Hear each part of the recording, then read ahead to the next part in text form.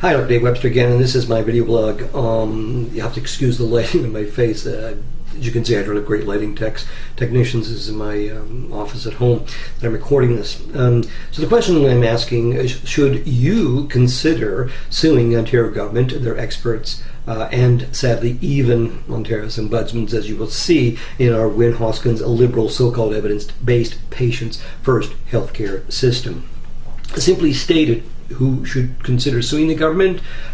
Basically almost anyone who's already had a PET-CT scan in Ontario, and you will see why, and most patients who have been denied a PET-CT by OHIP, or another route you can get it is through a cancer care Ontario group called PET Access. Now, what you might want to do is go to my video blog site, Dr. Dave Webster. It's kind of a funny way it's spelled there, but the bottom line is that there's a number of issues there that will cover that will help you begin to fully appreciate the severe impact of not having routine access to PET will have on you. And it's not just for cancer, as you will find out in subsequent videos, and see the impact that it has on patients in Ontario. And thus it'll maybe give you some ideas for potentials for grounds for lawsuits to encourage, shall we say, the Ontario Liberal government to actually put patients first in Ontario. A little bit of background behind this lawsuit issue, and Quebec, it turns out, was one of the first provinces to provide government-funded PET in Canada. It's certainly the one that provides the most funded scans. But the question is, why? Well, it turns out a remarkable man named Mr. Barry Stein, lawyer, he was a man who had colon cancer in Quebec. He actually sued the Quebec government because he had to go to the U.S. at the time to get his PET scans, and that's way back in 1995. And this was a ruling from one of the websites, but the important thing is that it serves as a leading precedent in Canada for the reimbursement of out-of-country healthcare for patients across Canada, and maybe more importantly, access to healthcare in Canada. Remember, we do have the Canada Health Act, which says we are all supposed to have sort of equal access to healthcare.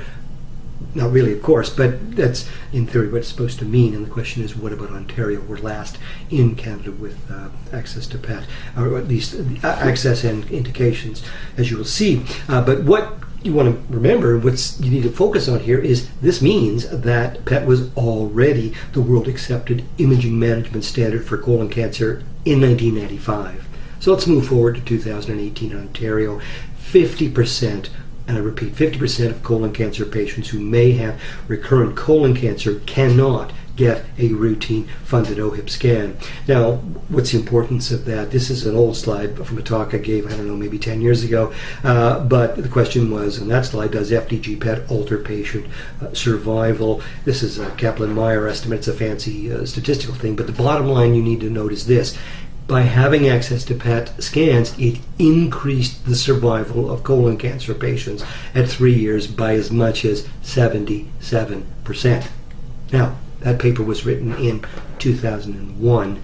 That's 16 or 17 years ago now, isn't it? So, again, I repeat it. In 2018 in Ontario, 50% of colon cancer patients who may have recurrent colon cancer cannot have routine access funding for a scan. Might be reasonable grounds there, you think? Now, also, you'll see on the videos and so on, this will help explain, or on this video, I'm sorry, will help explain why the Liberal government and their enablers, we'll call them, went out of their way to shut down an incredibly, very noble and remarkable man from Sudbury named Sam Bruno. This is Sam Bruno here. I believe he died in 2009, as I recall. But guess what? Sam had colon cancer. And this was the Sam Bruno PET Fund, which is subsequently, we'll have a lot to say about that. But more importantly, is that they felt Sam was such a threat to, they didn't want him basically to be the Barry Stein of Ontario, that the Liberal Minister of Health, Deb Matthews at the time, actually publicly insulted Sam in a local news media after his death when he couldn't respond. And you'll see how Mr. Andre Moran actually went out of his way to shut Sam down and silence him, because he wanted access to, and the public to have access to information Mr. Moran had and then buried from the public. So a little more background. Quebec has about 14 scanners, and remember, they only have roughly half the population of Ontario, but on average they scan about 3,000 patients per camera per year, which would be the average use of a PET in a country that routinely offered PET for its patients. Now in Ontario, on the other hand, we have about 14 PET scanners, and remember, twice the population of Quebec. But in Ontario, each PET-CT scanner is only allowed to scan approximately 800 patients per year. However, that's not the bad news, although it could be good news if you're suing the government.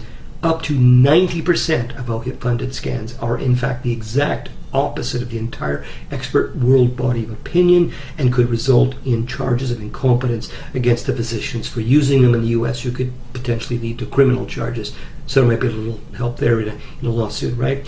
Now, some of the key articles you would want to have access, and more particularly your lawyers would want to have access to. There's many, but key ones are this. This is the use of positron emission tomography PET for cancer care across Canada. Time for a national strategy. A remarkable piece of work by Susan Martin. I actually worked with her on that, putting her in contact with experts and so on. The Triumph actually is at University of British Columbia, a very world-renowned center. We've seen this article before by Dr. Rodney Hicks and his partner, Dr. Ware, but it talks about the health technology assessment. That's the tool they use, and remember, it has absolutely zero scientific validity to evaluate PET. But remember, it was Dr. Hicks that said Ontario has the most egregious and politically motivated agenda against PET, and of course, read our patients in the world. That could be a helpful statement too. Oh, and one more key article. This is the Journal of Clinical Oncology in 2009, evidence-based approach to the introduction of positron emission tomography in Ontario.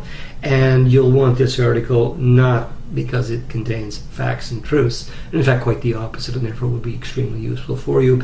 I will be covering that in depth in subsequent blogs, but these are the authors and of course the key people that were involved in assessing PET and how PET continues to be assessed in Ontario. But remember, this was offered up to the world, to this journal, as an exemplary manner in which imaging technologies like PET should be introduced and funded, if only it was based on truth and facts. Now, it was, by the way, in this paper that they discussed the PET Predict trial, and that's critical because it was the PET Predict trial on women with early-stage breast cancer that really was a tipping point where Canadian physicians had had enough, and in 2005, the Canadian Association of Nuclear Medicine passed motions which one of them declared that the Ontario government PET trials on patients were unethical. They are, and I will cover that in detail in the next video. But it also would lead to the most senior member of the CCO PET Steering Committee, Dr. Al Dreger, to resign and discuss and state publicly in 2009 what those who are evaluating PET in Ontario are doing borders on immoral. Now, as you probably guessed, I've spoken with several lawyers over these years and contacted one of the largest class action legal firms in Ontario. And as you might guess, so far none of them will touch the issue. Big law firms in particular are very likely to have to depend on political connections.